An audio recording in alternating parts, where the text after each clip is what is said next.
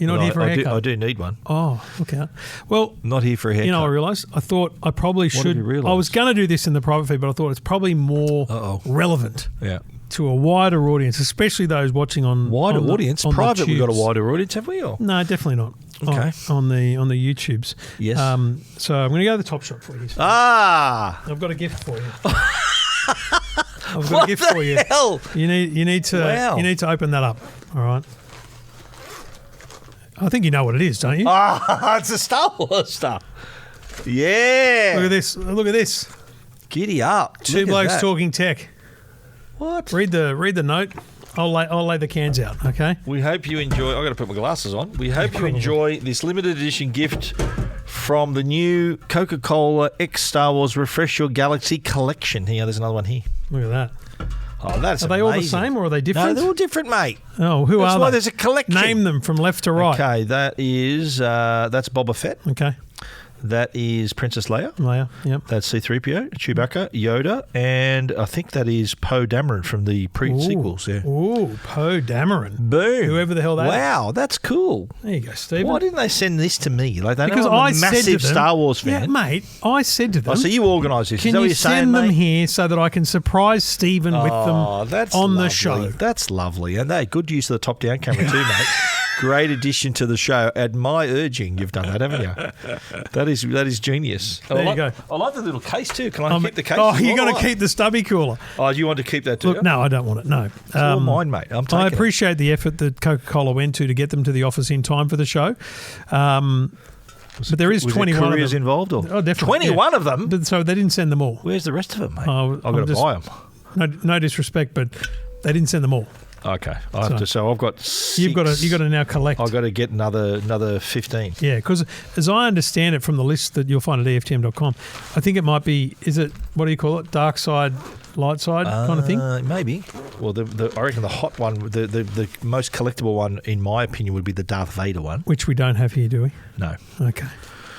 Will you pick Darth Vader? Well, again, you setting me on a path to spend money. Stephen texted me yesterday going, still your fault, and he showed a screenshot of an order from the Lego store. Coming my way. Yeah, Trevor. I made an estimate of how much I'd cost you, and you said you're probably under. Probably more, probably more than that. But I won't quote the number in case of certain people listening to the show. We don't want any drama. But the habit continues, mate, thanks to you. Yeah. Yeah. Yeah, it's all good. Yeah. Good, clean fun. It's not like we're taking drugs or anything. Follow up from last week, though, before we get into this week's show. Yep. I've got a great email. You got a letter? I got an email. Wow. From Evan Rubenstein. Hope you don't mind me outing you there, mate. Evan. But spiffs, what the word actually means. We're talking about spivs and spivs and spiffs. Is that an acronym or does it mean something? Stand by. I won't read it all because it's quite long. Yep. But appreciate the effort. Yeah, wow, it's a long email. Been listening to this is a fascinating little unpack too. Been listening to Two Blokes Talking Tech since episode 1. Happy days, wow. It was a benchmark for a podcast that I and a partner had launched contemporaneously on a completely different subject. Yep. We were too early into the podcast thing in relation to our subject matter, and I gave up after 50 episodes. It was a lot of work. I spent 15 years in tech myself. Mate, congratulations on 50 episodes. 50 let's be honest. Big as well, yeah. 50 is a lot. Yeah. We've only just passed 50 we're at 80 now on the EV show. It's a lot of effort. Yep. Anyway, he talks about how he managed different businesses, different sizes in the tech world.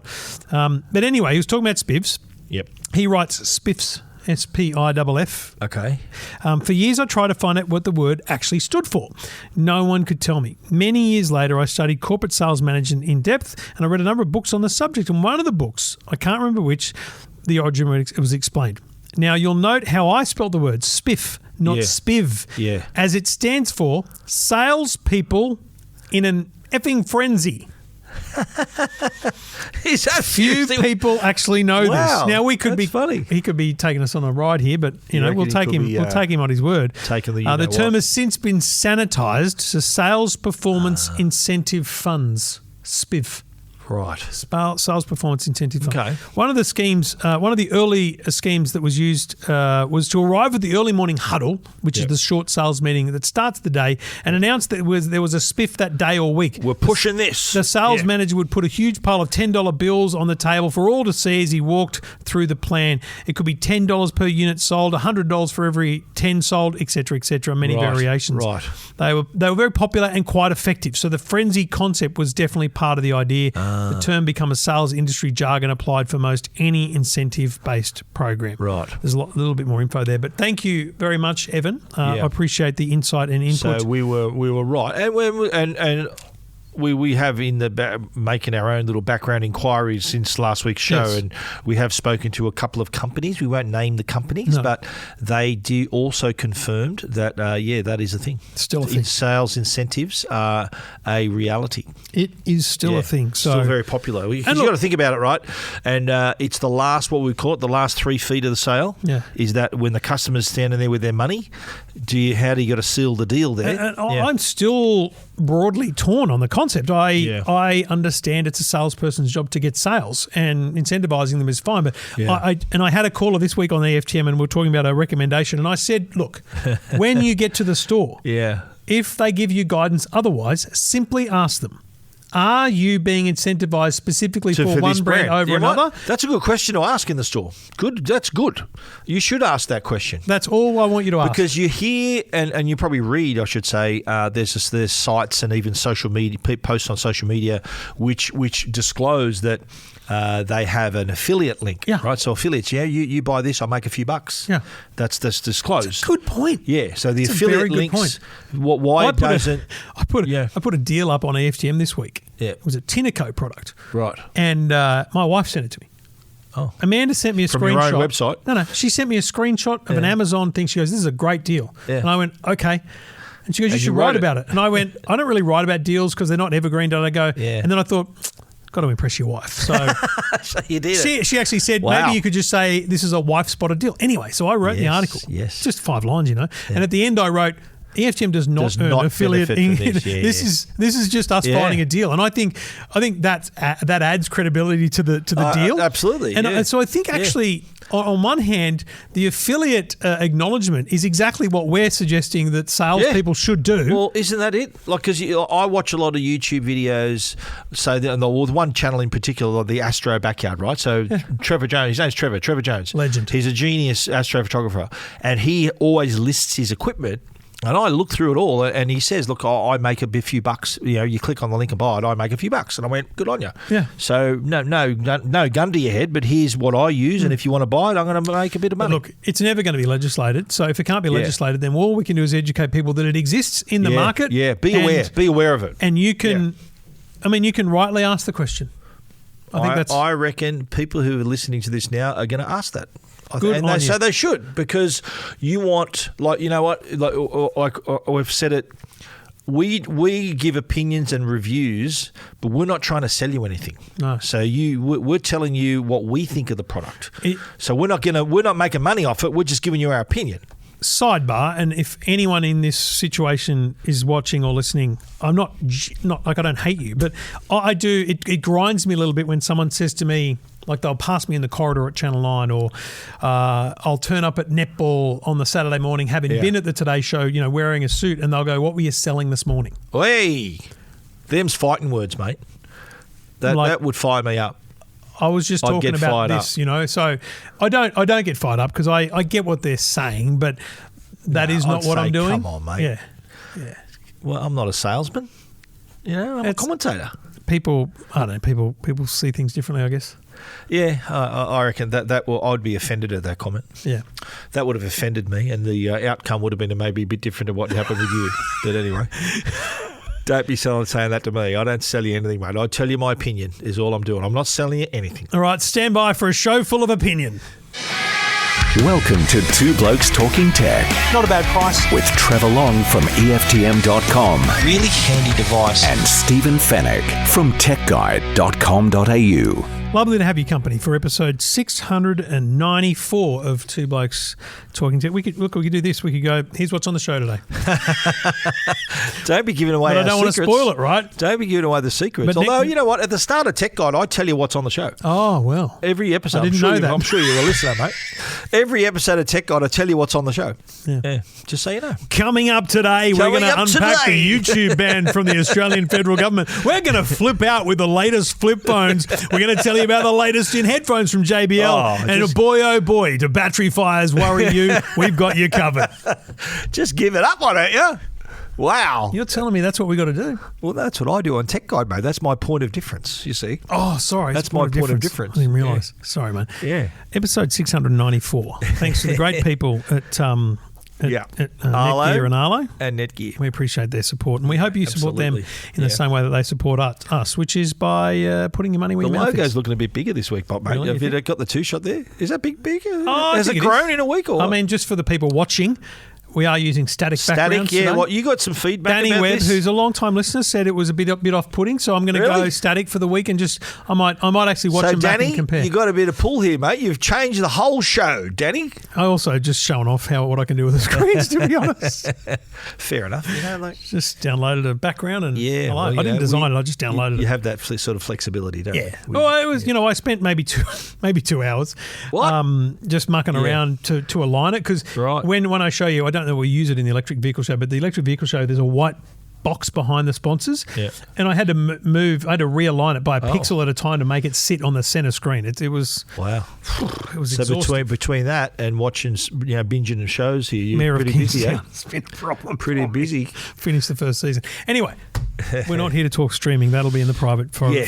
We are in here all to talk seriousness about the Australian federal government has made the decision formally to accept the recommendation of the e-safety commissioner and not exempt YouTube from the social media minimum age legislation that passed last year. And then the rules that attach to that are required to essentially outline what they mean by this state that there was going to be an exemption for YouTube. That's been removed. It's a big deal because since we last spoke and recorded, YouTube or Google threatened legal action. Yes. They essentially said, if this happens, we will go to the High Court. And they will. You think they will? They will, yeah. No, they got. What have they got to lose? It's got everything to gain from that. Yeah. Well, what have they got to lose? From the government's perspective, it's a Greg Louganis backflip. Greg Louganis, remember the famous the diver? Yeah, the diver. It's an amazing backflip from what they were saying 7 months ago. Because YouTube obtained a sweetheart deal, is how I'm describing it, with the Michelle Rowland. Which you and I picked up on, especially you. You sort of said, YouTube is given a free pass. As though you were saying 100%. That was your sentiment at the time. Yeah. So does that mean, though, that you agree with this or don't agree with this? Okay. So what I've been saying today is that if we are going to ban social media, then YouTube must be included. Right. So I believe, and I try, and it's so hard in 30 seconds on TV or a minute on the radio, it's very hard to say, I'm not talking about YouTube that you and I use. I'm talking about the YouTube that 12-year-olds use, which is, in our house, we call it UTOK. It's YouTube Shorts. Shorts, yeah. That is the same as TikTok. It is the same as Instagram Reels. Yep. So if we're going to ban Instagram and TikTok, we have to ban YouTube Shorts. Yeah. And what made me laugh, though, was they said, we're not a social media platform. We're a video sharing platform. Hello, isn't that what Instagram and TikTok are? Do people not share videos on that too? You've legitimately just described TikTok to people. Well done. Congratulations. Yeah. So and the other thing is, and look, I looked at, I think my headline, I'm not trying to brag, but what I wrote in my headline was, it's official, Australia bans YouTube accounts for kids under 16. Yeah. Very different. Accounts, yeah. Now, of course. I stated that in my story too, that you can. Of course. It's the only platform of all the social media you can watch without an account. Correct. Is that right? But what I'm saying is a lot of we've seen it here watching in the office, the TVs are on, you see a strap on the bottom of the TV that says YouTube banned. Yeah. I mean, YouTube's not banned. Yeah. You're banned from having an account. Yeah. So let's be clear up front. In December the 10th, this all happens, your kids can still watch YouTube. They can still watch Mr. Beast. They can still watch the Wiggles if they're on YouTube. And by the way, the idea that the Wiggles they lobbied to Parliament House. Yeah. Not, it wasn't. It was probably Wiggles. It was probably the CEO. Like the boss, the CEO's Yes. Paul Field, which is Anthony Field's brother. It was probably him. Yeah. But the very idea. Why do they make that much money out of YouTube that they're going to, because they're not going to be able to perform for younger kids on YouTube? I think they've probably got a really good deal with Google and YouTube for a lot of things. I'll be honest, I think it's a misstep by the Wiggles to even get involved. Yeah. Because YouTube Kids is not being banned. Is it all about the bottom line though? They're going to lose money. Like you think about it, right? The people who are going to suffer out of this are the content creators who rely on that income, right? So those eyeballs, valuable eyeballs under 16. Like how many YouTube channels have you seen that you as an adult haven't heard of that are massive for younger people? Yeah, right. Mr. What's going to happen there? Mark Rober. There's more that I could name, but I don't. There are names. channels where they do like toy unboxings they got 5 million followers, and I guarantee you there wouldn't be anyone over 14 that are watching it. Right? No. So this is a big hit on the bottom line, the data they can collect. And so that's why I'm thinking YouTube has to challenge this. Yeah, they're going to go hard. Mate, they're back. It's a Google-owned company. They're not short of $1, right? No. And what they need to try to achieve here is to try to achieve a precedent, because if they win here, that means that around the world they'll say, well, look what we did already. Because other countries are looking at it. Like we already know, I think the UK is looking at what's happening here, and who knows whether other countries will follow the same way. So I reckon it's a no-brainer that we'll find out in the next day or two. It's going to the Supreme Court or something, this thing. Well, the question there is, what are they going to the Supreme Court for? Now, a couple of days ago, they came out and said they were going to threaten legal action. And if I can find it quickly on the Telegraph, because the Telegraph and News Limited reported it broadly, but the company claimed the age limit would prevent young adults under the age of 16 from having an account and being able to contribute to political communication by posting videos on YouTube and making comments on those videos.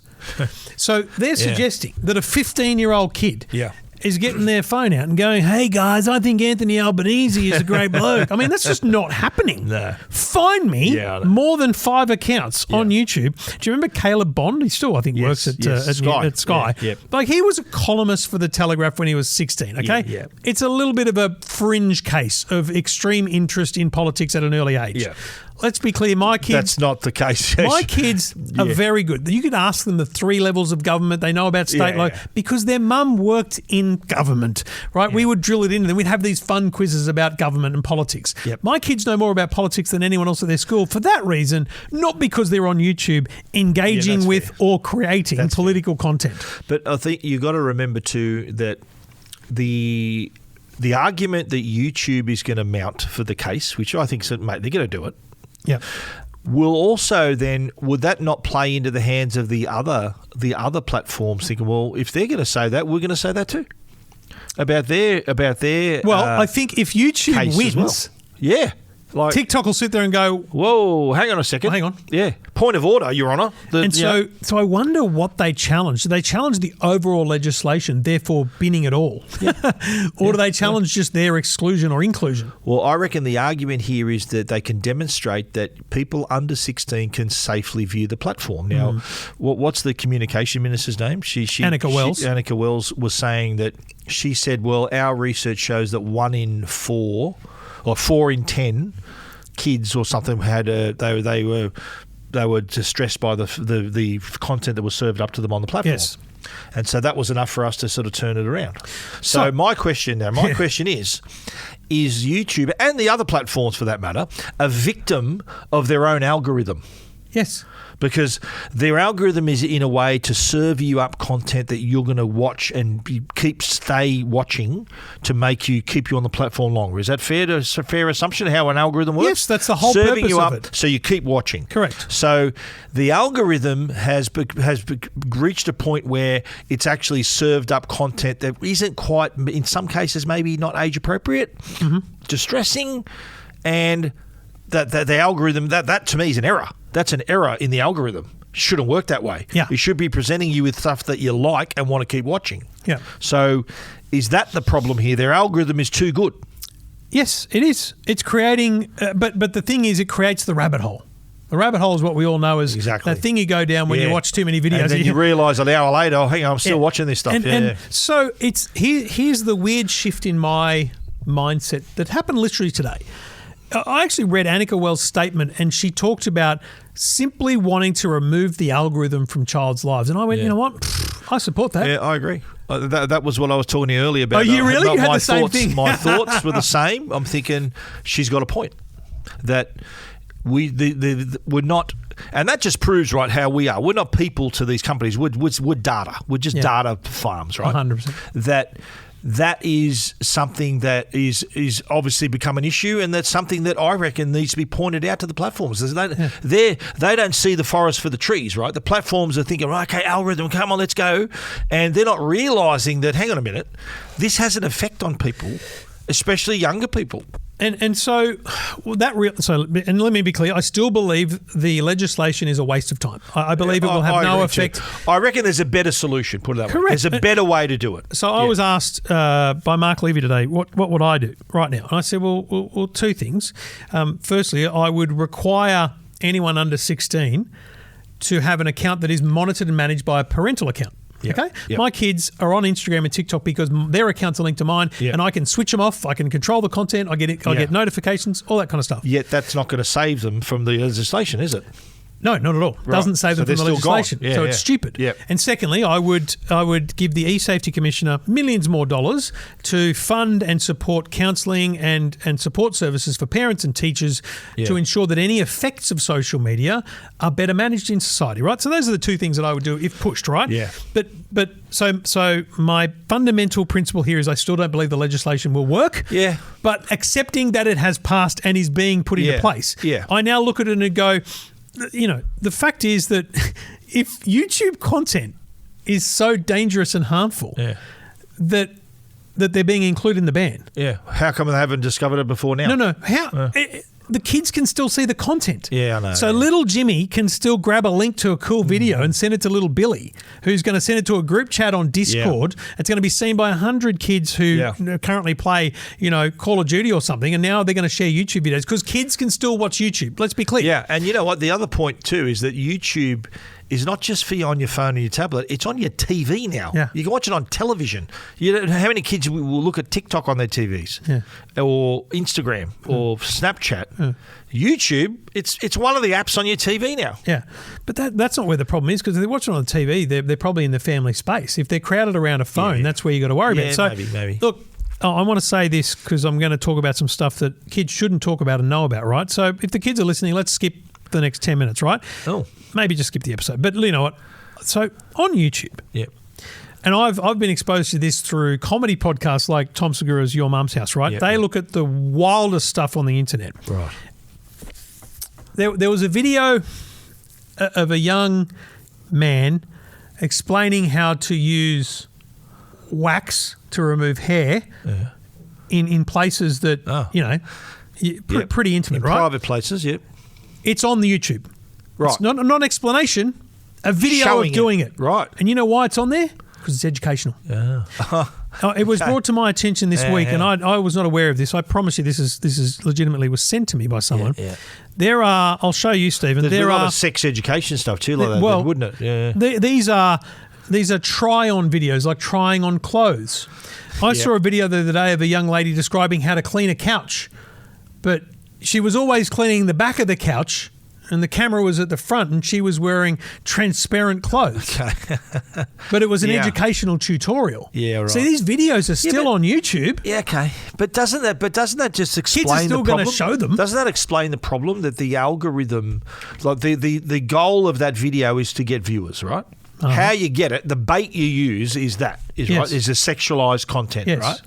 So did these platforms not realise that someone under 16 or younger person is going to be exposed to this. Like, it's their own fault that this has happened. Well, for years... That could have been, like, I've been saying for years that the platforms need a rating system. Do you remember years ago? Do you remember years ago when the big debate, I'm talking like 15 years ago, when games had no ratings. Yeah. And, mate, I was big on that writing. I was still at News Limit at the time. Yeah, because the games industry was up in arms that we were going to introduce R and all this as opposed to just 18 plus. Well, it was at the time, because there was no rating, right?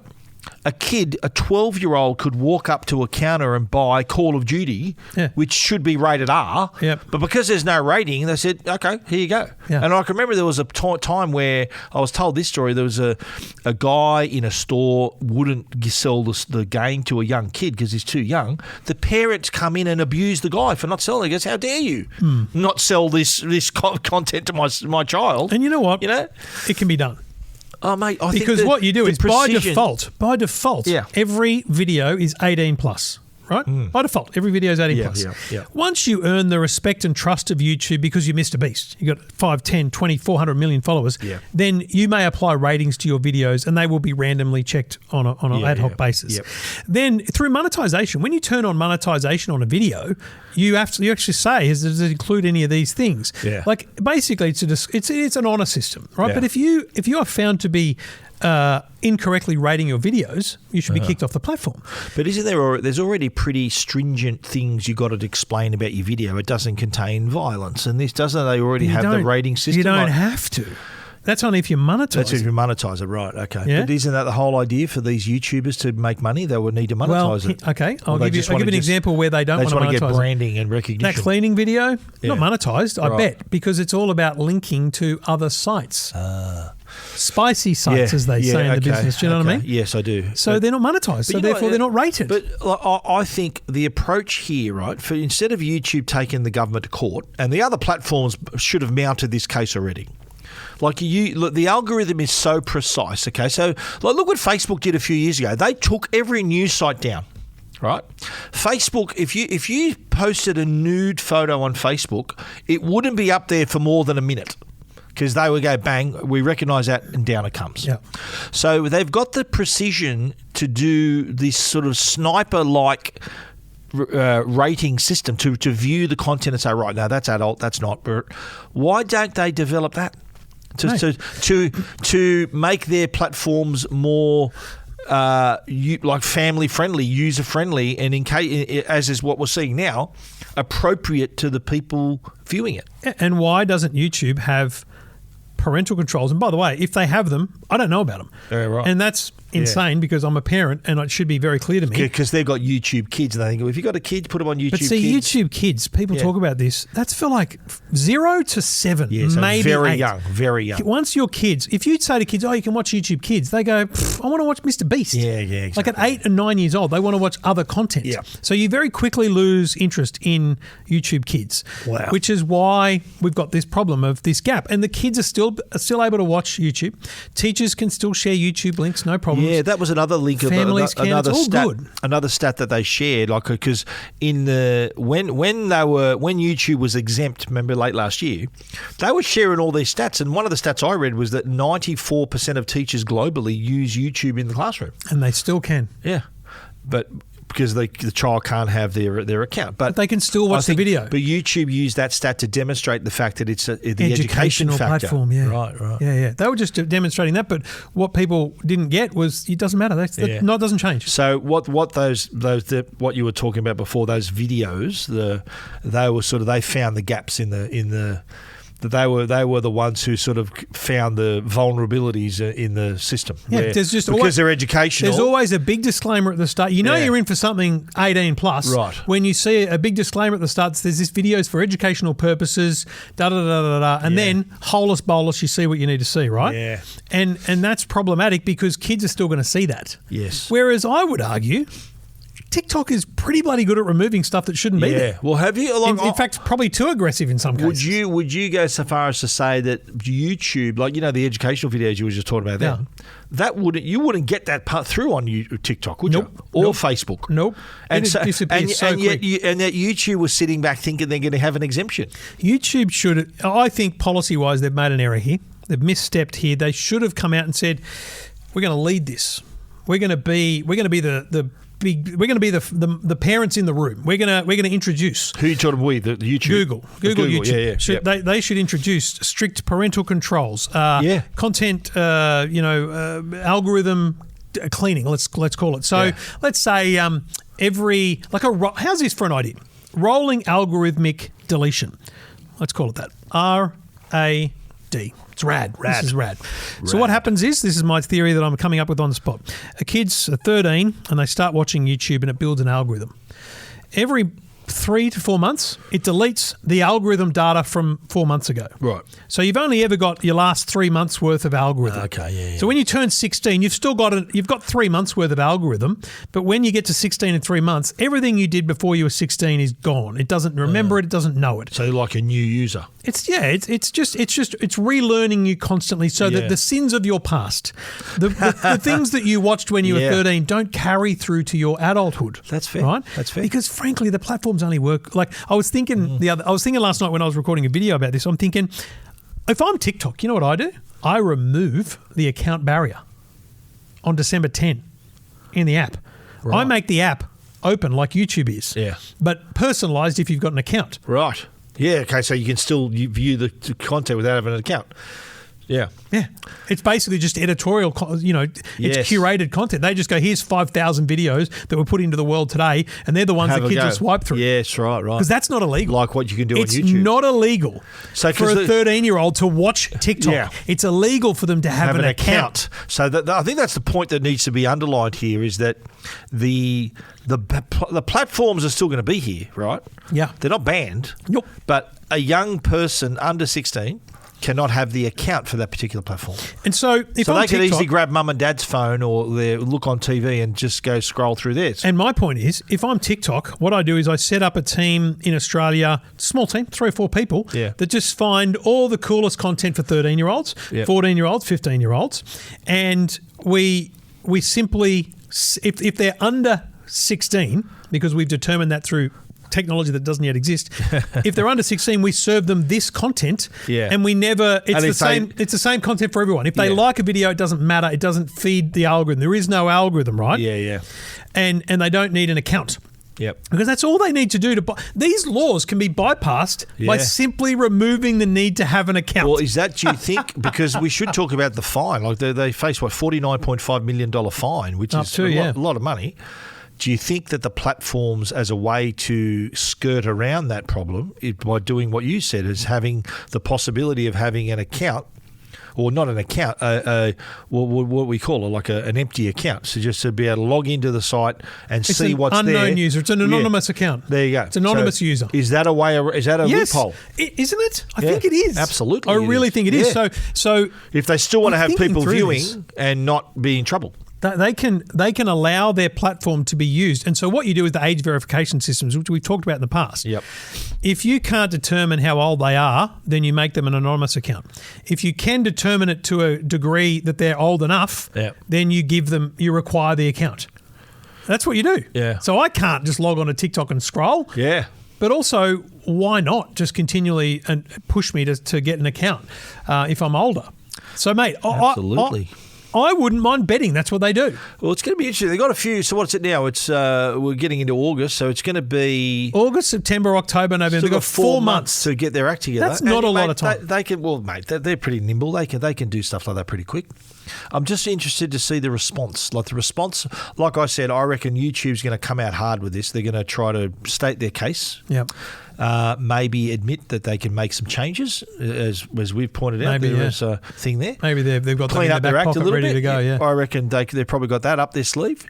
But I reckon, mate, that's the next story that we write and talk about. Is Google now going to sue the Australian government? Yeah, can take them to court over it. And if they win, then I assume that opens the floodgates, mate. I think the legislation becomes null and void. Well, I think it's got a big glass jaw, this legislation. I reckon, we've just pointed out ways around it, and the enforcement of it from a parental side, nothing happens to the parent. It's all on the platforms, right? Correct. So it's, I think it's, YouTube's got a case, but I like the fact that this whole issue has highlighted the the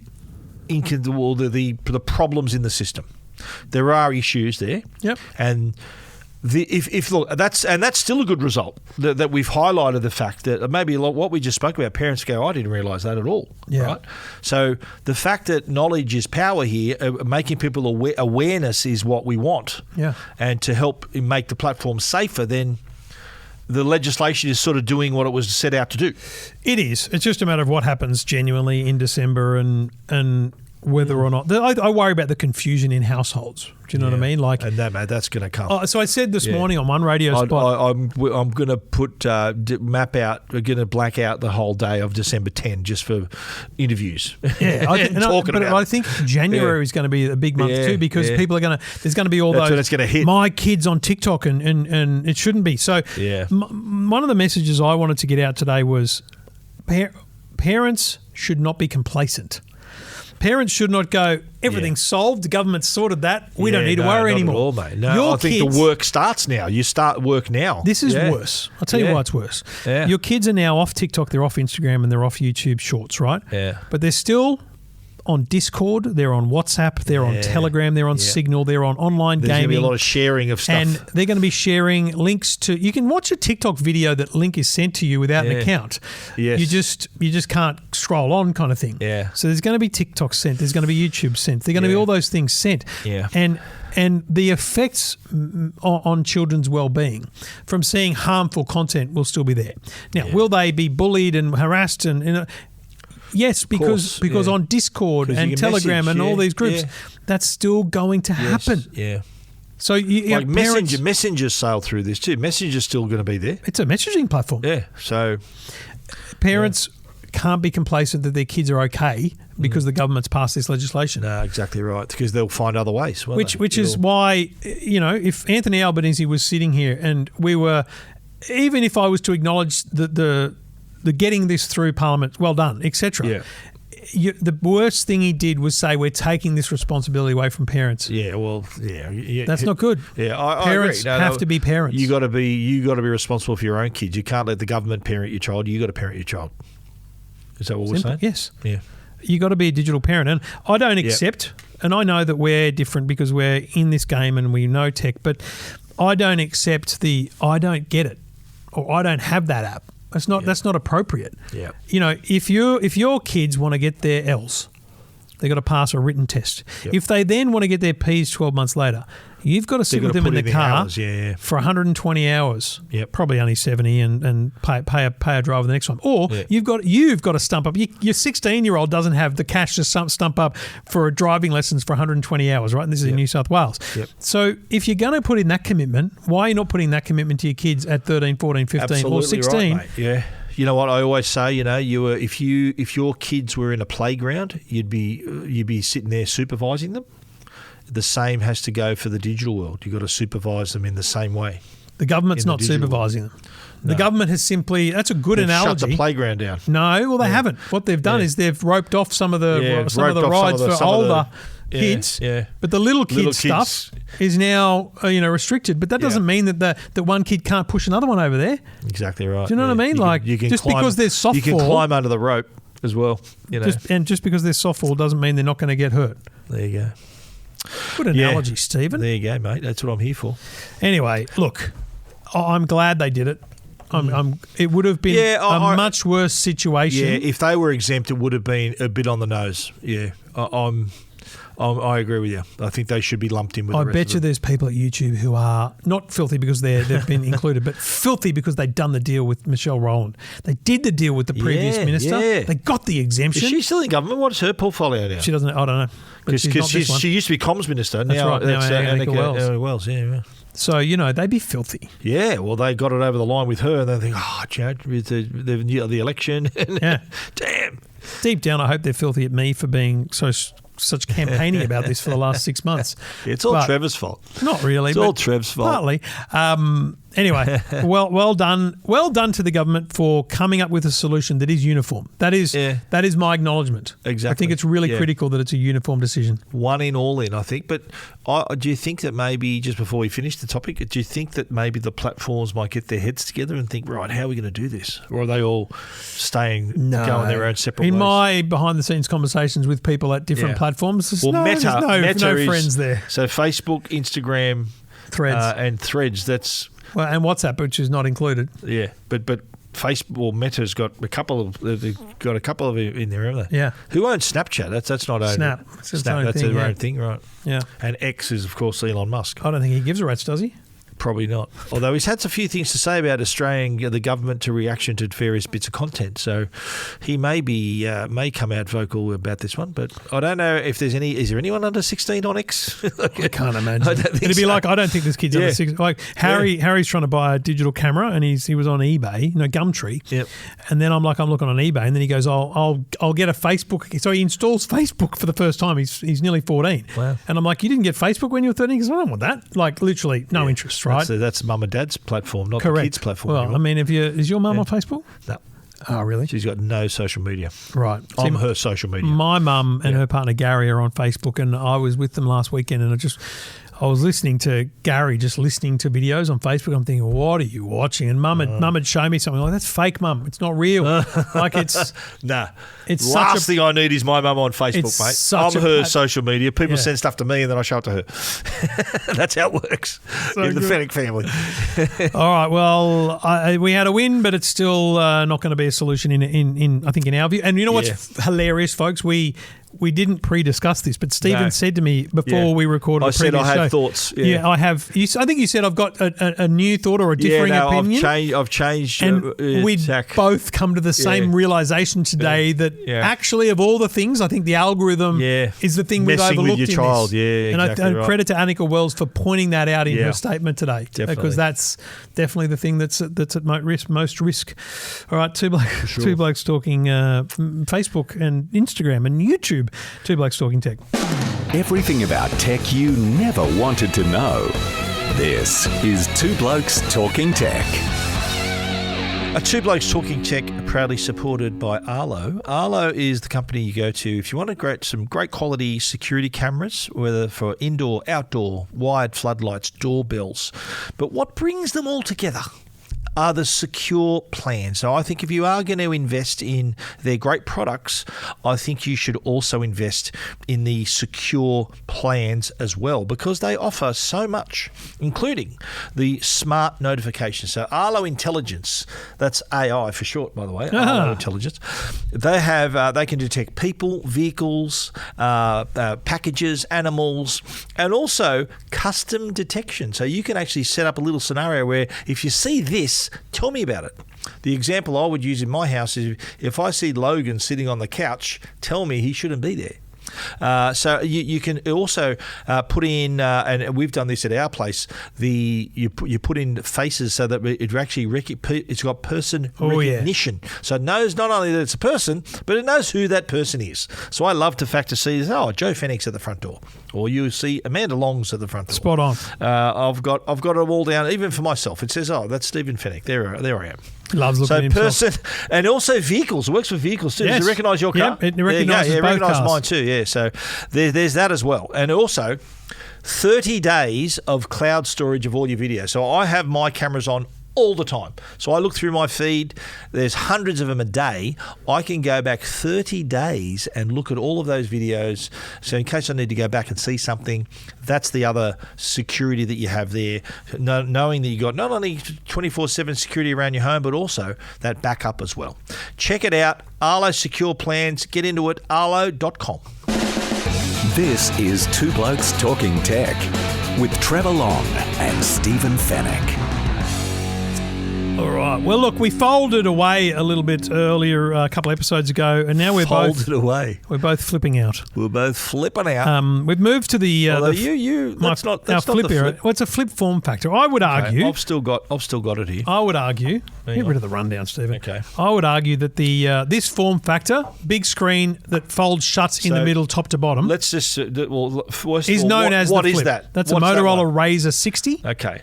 This is the Samsung Galaxy Z Flip 7, which is now my daily driver. And look at that edge-to-edge screen. That is amazing. It is. That's actually a really good example of how well Samsung's done. Motorola got in ahead of them, but they've got in and made it better. Would you agree with that? It's beautiful. Now this is not the Ultra version, by the way. This is the $1,200 phone. Okay. So it doesn't have on the Ultra version the screen goes all the way up here. See this little bit on the top, whereas so it's a bigger screen on the Samsung. But Motorola had the lenses within the cover screen well before Samsung did. But I'll tell you what's weird is I love the look of this Motorola. Look at this beautiful design here. This kind of like a fabric textured back, but it's just nice. Ooh, nice. It's a nice touch. It really is. I do love the colour. This hero colour, this blue is really striking, don't you reckon? These are a Pantone colour from Motorola. And the other thing about Motorola, if you put them side by side, is Motorola's sticking with the curved, the rounded edges, which is easier to open.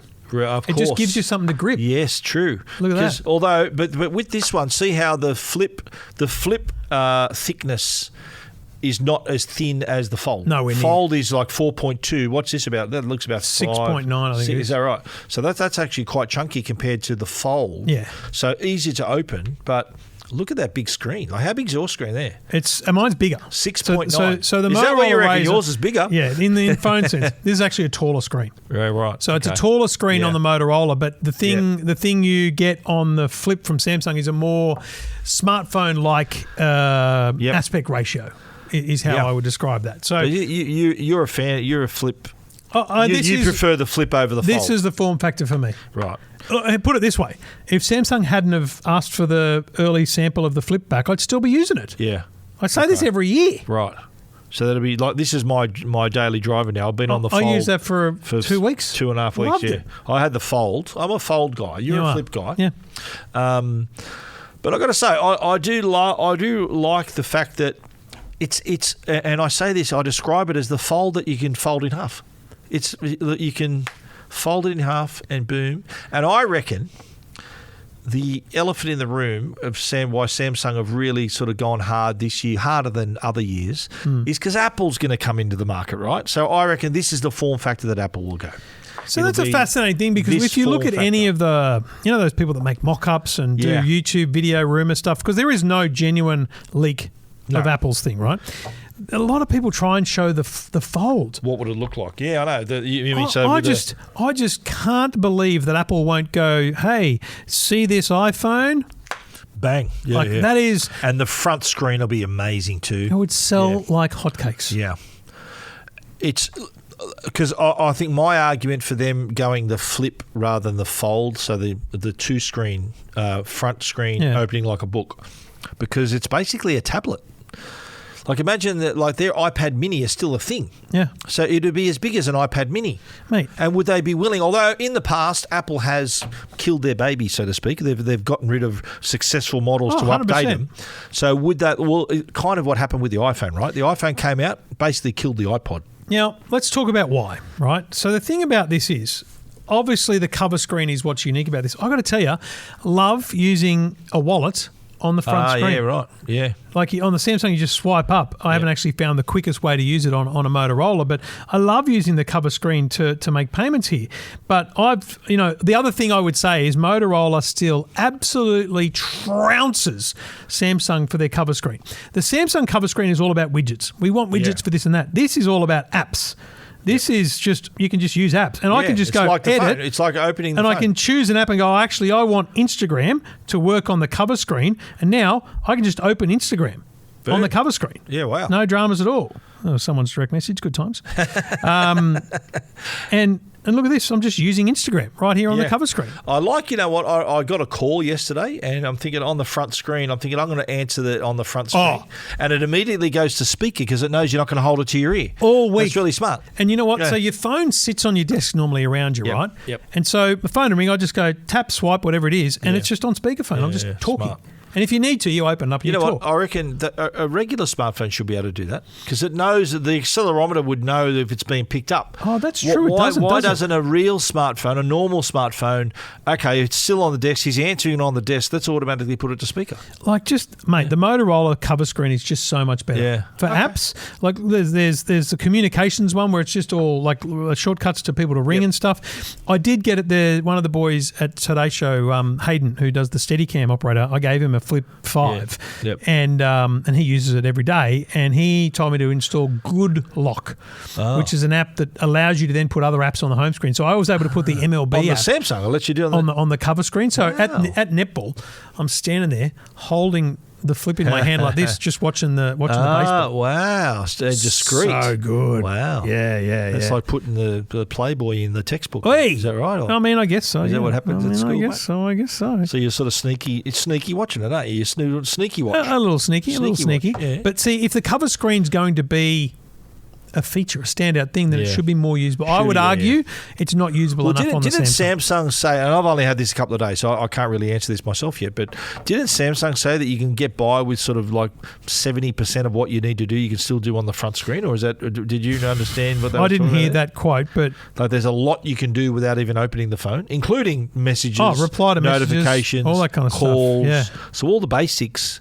Can you type an email on the front? View your email? No, I don't think on the Samsung you can. Messages you can. Messages, right. You know, like I'm just scrolling through photos here. Look at this. Yeah, wow. Like, it's so good. Okay.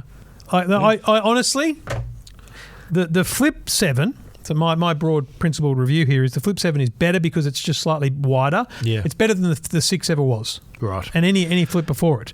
But I would still choose a Motorola over it. How's battery life go for you? Battery life, so it's 4,300 milliamp hours now. It's 300 milliamp hours up, and it's an all-day battery. Right. Now, is it as strong as any other smartphone? No, not at all. Yeah. Like you get to night time, you're like 15% battery anxiety time. You know. Yeah. No, this has been pretty good. I've noticed. Yeah. But you know, cameras are the same as last year. The cameras are the same as this $1,200 Motorola. Right. Which to me says, what are you doing? So I feel like they're really not trying enough. One thing just getting back to the battery. One thing I've noticed with Samsung products, especially lately, is that the more you use them, the better the battery life gets. Have you noticed that? Yeah, it's got intelligence for that, so sure. it does create an efficiency around how you use the phone, which I think is really impressive. I love how Motorola has the shake actions to turn on and off the torch. That's just such a smart thing. Really cool. Yeah.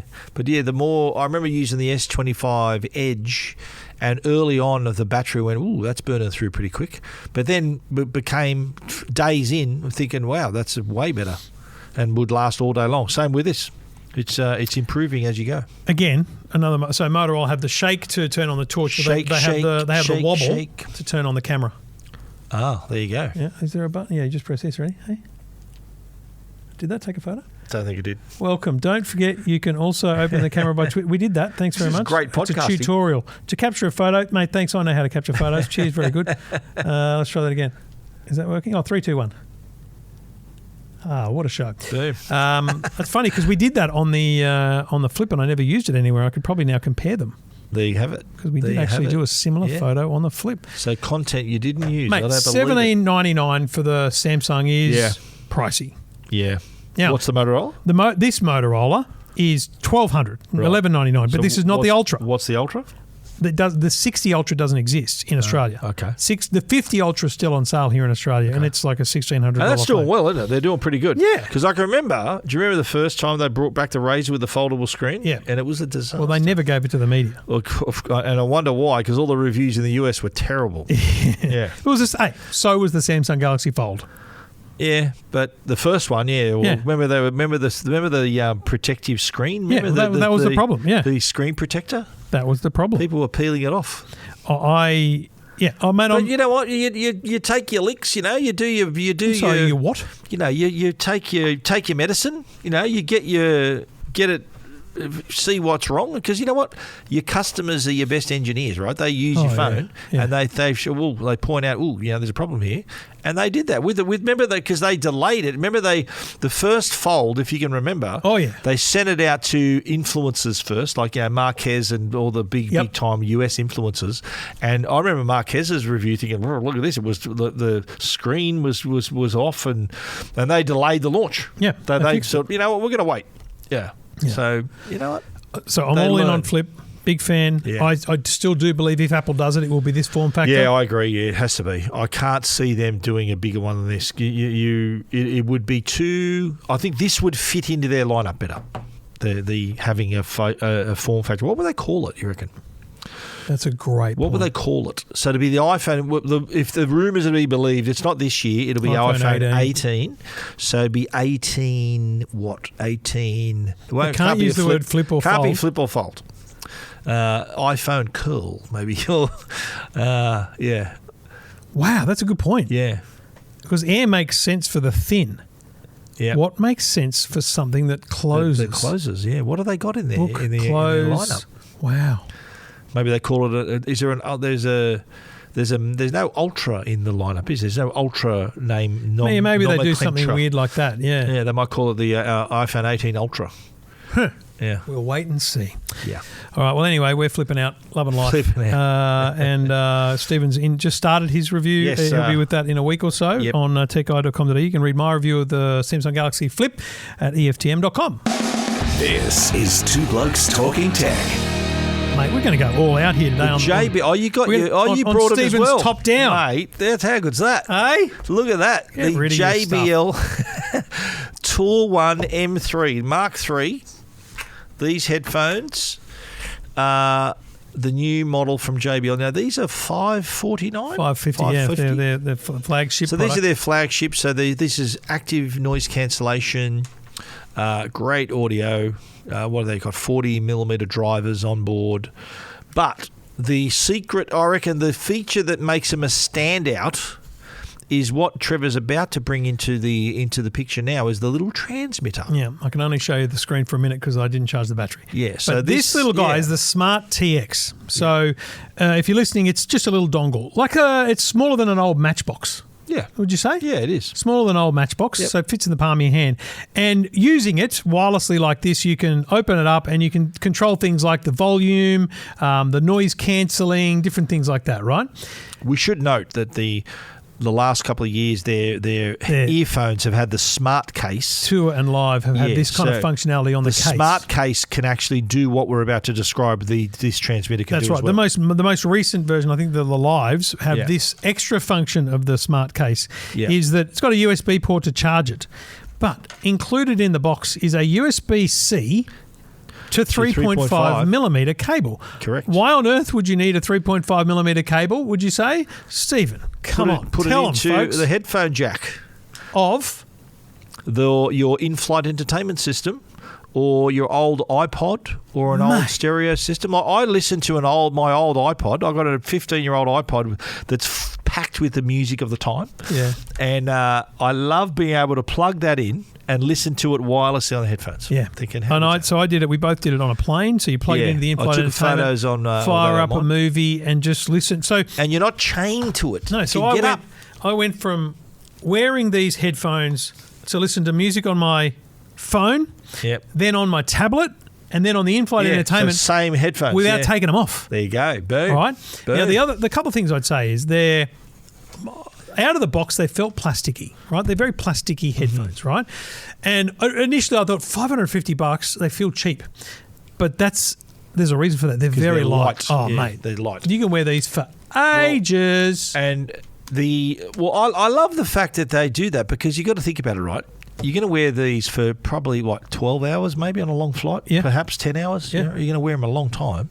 They've got to be comfortable. Yep. And the ear cups too, the cushions are really soft as well as on the headband as well. So here and here, very comfortable. But the lightweight, I compared these to, I recently reviewed the Nothing headphones. Have you done that review as well? Haven't published it yet, no. The Nothing headphones weigh 360 grams. They're heavy, whereas these are 269 or something. They're really light compared to them. So having that lightness business. Being able to wear them for a long time is only good if you've got a good battery life. Now, people make battery life claims. Folks. Good segue, Trev. People make battery life claims. Let me just tell you for a minute. And I wrote this down on EFTM, but I'll just read it out to you in my head, right? Yep. I charged these up. I paired them with my phone, my tablet. I flew to LA. I flew to Washington. I flew to Houston. Yep. I flew to LA. I flew to Sydney. Then I flew to LA again. I flew to New York. I flew to San Francisco to LA and back to Sydney. And then I flew from Sydney to San Francisco and back to Sydney, and I still hadn't charged them. Yeah. Well, here's my What experience. the hell? I flew to Tokyo and back. That's 10 hours each way. New York and back, 20 hours each way. Still had 10 hours of battery left. Mate, come on. That's pretty good. Come on. Pretty good. I think after all that travel, I think I still had 10% left. I also, they quote 70 hours, 70. 70. And that's wild. Yeah. And that's with noise cancelling going on. I had that going on. Yeah, no, exactly right. Yeah, other brands, they talk big numbers, but that's with ANC off. Yes. But JBL, they can run it how you want. I argue the noise cancelling is excellent. I don't think it's Sony or even Apple level, but it's so incremental, honestly. Yeah. You're not far going to know. behind. You're in the ballpark. That's like saying a mini LED TV from two brands, one looks better than the other in the store, but when you get them home, you're never going to know, right? Yeah, it's not relevant. Right. And they do fold down pretty small. The cases is pretty small. They fold both ways. They fold like this quite nicely. Yeah. In the case, it's like a little V shape. The case is like a No, very, very, very impressive. Yeah, very nice. And they've always been like my home theatre system on my house is all JBL. Yeah. Speakers, fully receiver, tricked out. Fully JBL because they do know a thing or two about audio. Yeah. And these are included. So $550-ish. You'll find them at the big retail stores. Stephen's full review is at techguide.com.au. You can read my full review at EFTM.com, and you can check them out at jbl.com.au. Cracking flagship headphones that I think should be in consideration. If you're in that market, that Absolutely. $500 Put plus them on market, your list. Put them on your list. You're mad not to even give them a crack because they're fantastic stuff.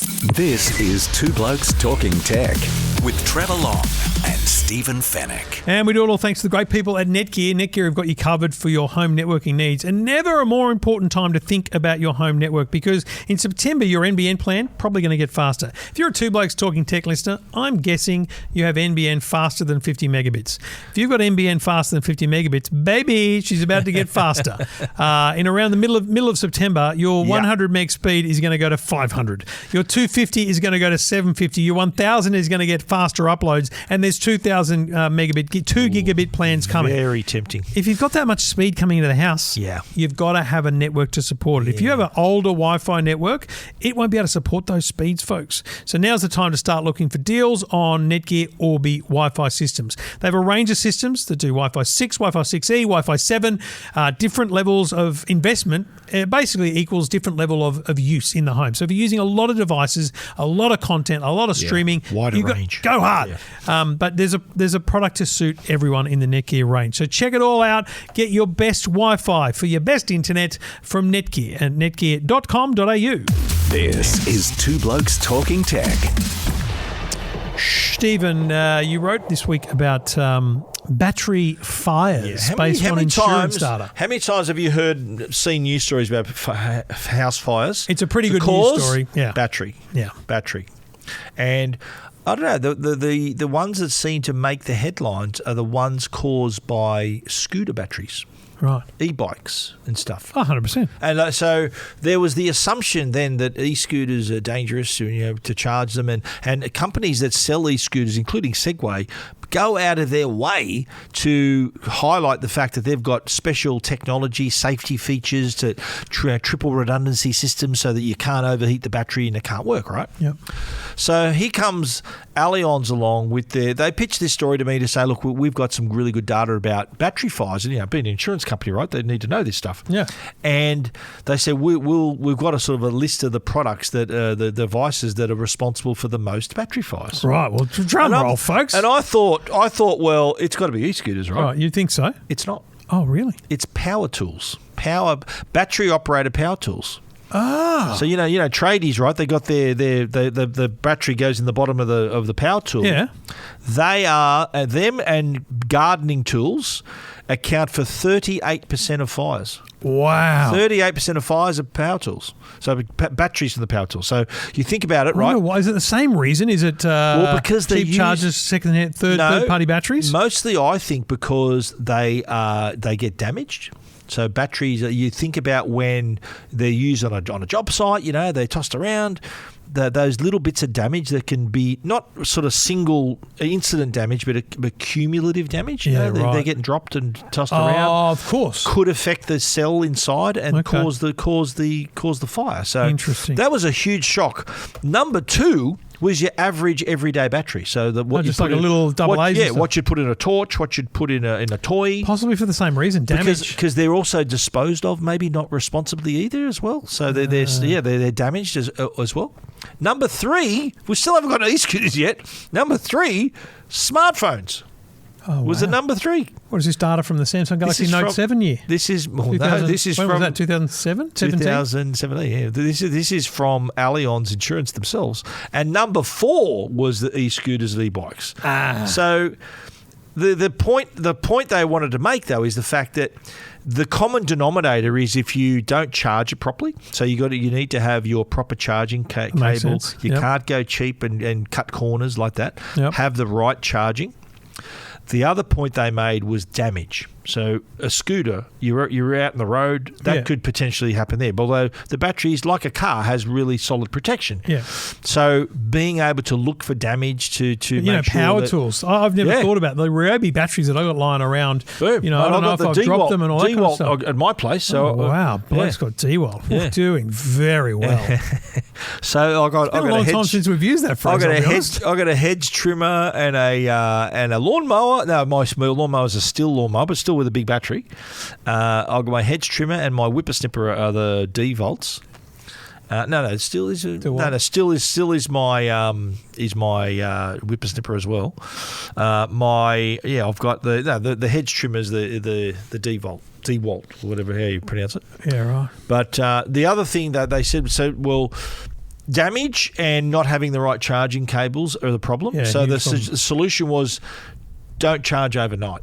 Have it somewhere where there's near a smoke detector. Have it where you can see it as well. Right. So, but try not to charge overnight because you think about it, when do these happen? When people are asleep. And it flares up and then it ends up on the news. Yeah, right. Interesting data. If I was a betting man, they said, what do you think's the one? I would have said scooters all day long. I would have lost. Yeah, wow. Yeah. But it's not. So they're getting a bad rap. Scooters getting a bad rap. But it's still dangerous. People, please don't buy cheap batteries. I've already spoken about this, by the way, on the Tech Guy podcast. So you may have already heard this, but if you haven't, you can go back and listen to it again. Not many people have got deja vu right now. Yeah, that's nice, mate. That's a nice little dig, Trev. Oh, just having fun, mate. Jeez, mate. Just having fun. Oh, wow. I'm distracted by looking at the G-Wagon and waiting for our Targood Charlie to arrive. Yeah, nice. It's lunchtime, baby. We're about to, they're close, isn't it? Thanks again for listening, folks. Thanks for watching. If you're watching, we'd love to have your comments down below. If you are watching on YouTube. And how did you like the top-down camera? Don't forget the top-down. Did you like the top-down Talk to us about the graphics. What are we thinking, folks? Still or moving? You didn't give me the top-down camera, mate. Oh, sorry. Hello. You're not even in there, bro. I'm not in the shop. You're going to be over here. Okay. Get up and put your head here. Okay, this is going to be wild. Hang on. Hang on, my headphone. Oh, no. I'm going to go wide just so people see what you're doing. It's still not. Woo! I asked for it. You had to demonstrate it. Hey? See you, mate. Bye-bye. This is Two Blokes Talking Tech.